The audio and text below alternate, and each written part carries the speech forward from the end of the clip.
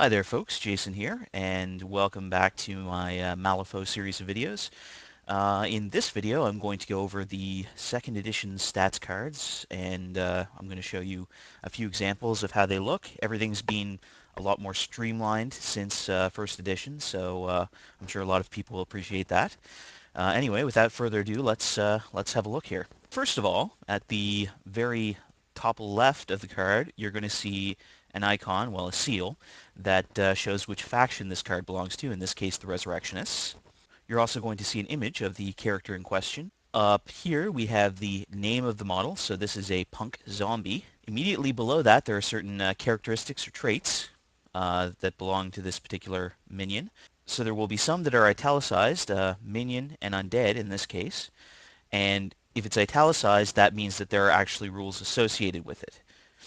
Now minion is the type of model. There are 5 basic types in Malifaux now: masters, henchmen, minions, enforcers, and peons, and I'll go over all of that in a little bit. But for now you just need to know that there are certain rules associated with that, and there are also rules associated with the undead trait. Anything that is not italicized doesn't actually have rules associated with it, and that means that it keys off of other abilities, like certain other abilities might target, in this case, horrors, and so this model would be a valid target for something like that.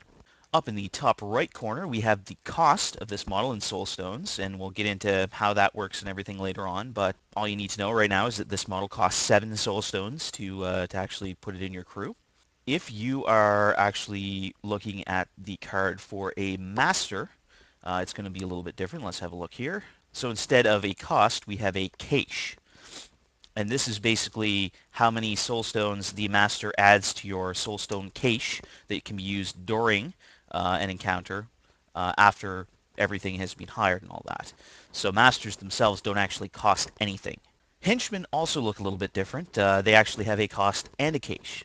And the reason for that is that henchmen can actually lead crews in certain situations, usually when there's less than 25 soulstones involved, so very small encounters. So if you are using them as a leader, then they do not cost anything, just like a normal master, and they have a soulstone cache. However, if you choose to hire them into a crew which already has a master, then they do cost a certain amount. So that's why both are there. Next, let's have a look at the actual ability scores, which are just down here below all of the name information. So first of all, we have defense. This is used to defend against physical attacks typically. Right next to that is willpower, which is used to defend against mental attacks. We also have wounds, in this case 7. So that's how much damage this model can take before it's actually killed and removed from the game. You'll also notice below the abilities there are a number of bullet holes here. That corresponds with the number of wounds that this model has. So they can be used to actually track things, either by marking it off with a dry erase marker on a card sleeve, obviously, not right on the card, or if you had a small token, you can kind of track it there too. Next up, we have walk. So in this case, this model can walk 4 inches with a standard walk action. Next up is charge. So when the model takes the charge action, this is how many inches they can move towards the enemy. And finally, we have height. This is the model's height in inches. So this is full inches, obviously. It's not exactly 2 inches tall. And this is used to determine whether certain terrain features are actually going to block line of sight and things like that. And we'll go over that when we actually get into a game. Now below all of that, we're going to have the abilities section. And the abilities section is basically this model's inherent abilities. So these are things that it doesn't actually have to take actions to use or anything like that. These are things that are just always on. So for example, this model is hard to wound +1, which means that damage flips against this model suffer a negative card modifier. We'll get into what that means later on. In addition, this model is also hard to kill and unimpeded. So these things are always on. You don't actually have to do anything for them. So that's the front of a stats card. Let's have a look at the back. So this is the back of the same stats card. So over on the left-hand side, we have the name of the model, just in case you've forgotten. Down in the lower right corner, we have the model's base size, the size of the base that it's actually mounted on. So this is either going to be 30 millimeters, 40 millimeters, or 50 millimeters, depending on the size of the model. And in the center of the card, we have two sections, the attack actions and the tactical actions. So this is pretty simple. They're both essentially formatted the same, as you can kind of see here. The difference between the two is that attack actions are actions where you're actually attacking a target. So these are specifically targeted against another model. Tactical actions are actions that do not target another model. This doesn't mean that it doesn't do damage. In fact, if you're reading here, the slice and dice action actually does cause damage. But if you'll notice, the slice and dice action does not target a specific model. It actually targets an area. So just to go over sort of the summary of what all of this stuff means, first of all, you're going to have the cost of the action. So typically, models get 2 action points whenever they're activated. And in this case, using the katanas takes 1 of those action points. Next, we have the name of the action, obviously. Then over here we have the stats block for the action, if applicable. As you'll see, the flurry action doesn't actually have a stats block because there aren't stats associated with it. So first of all, you'll have the actual stat that is being used by this model. So in this case, melee 6, because this is an attack.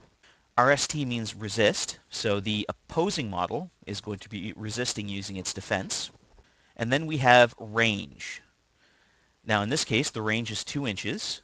The claw mark symbol here, that means that it is a melee attack, and there are different rules for melee attacks and shooting attacks. Shooting attacks would show a little gun here. And just to contrast, there's right here this icon for slice and dice means pulse, which essentially means it's 3 inches around the model, not including itself. So in this case, to use the katana's action, you would spend one of your action points. You would actually make a melee 6 attack against the model, and we'll get into how all of that works in probably the next video. But essentially, if you succeed, then whatever's after that happens. If you don't succeed, then it doesn't happen. Well, actually, that's not entirely true. Sometimes it will say, if it fails, do this. But read the description. It'll basically tell you what to do. So that's pretty much it for a stats card. The only other thing I wanted to go over in this video are upgrade cards. So let's have a look at one of those. So this is an upgrade card, and this is a new thing for Malifaux 2nd Edition. 1st Edition did not have these. Basically what these are is they're modifiers that you can add to models while you're hiring your crew. So it allows you to effectively have, a set crew that you almost always use. You can still mess around with things a little bit, choose different models depending on who you're fighting, but you can just have a base set of models, and you can still modify it just using these cards, which is kind of nice because it gives you a little bit of flexibility on how your crew is built. In any case, just having a look at these, they're pretty simple. Up at the top, we obviously have the name of the upgrade, in this case, Unknowable Pain. Below that, we have the cost and soul stones. So it actually does cost soul stones to place these upgrades on models. Next, we have the actual effect. Typically, this is going to give the model an ability of some type. Down at the bottom here, we have the any faction seals. So in this case, this upgrade can actually be used by the Resurrectionists and by the Guild. And then down at the very bottom, we have restrictions. And there's typically restrictions on who can actually utilize these upgrades.